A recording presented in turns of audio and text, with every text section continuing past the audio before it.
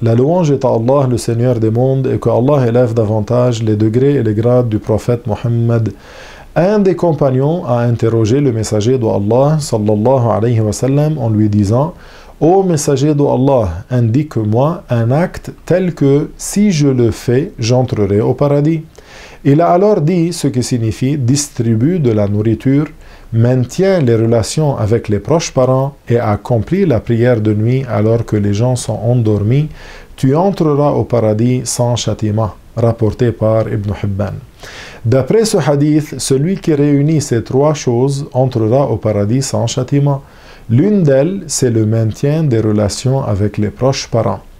Les proches parents sont les proches de la personne, qu'ils soient du côté du père ou du côté de la mère.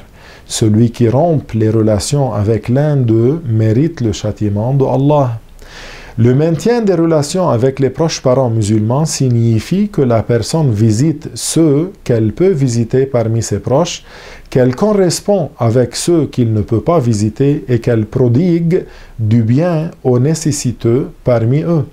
Il n'est pas permis de rompre les relations avec les proches parents et de ne pas leur rendre visite pendant Ramadan, ni lors des deux fêtes, ni lors des malheurs et des joies, ni en d'autres occasions, de façon à ce qu'il s'écoule une période telle que le proche ressente un éloignement de notre part.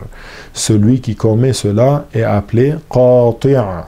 Certes, la visite des proches qui ne te rendent pas visite n'est pas un rabaissement ou un déshonneur.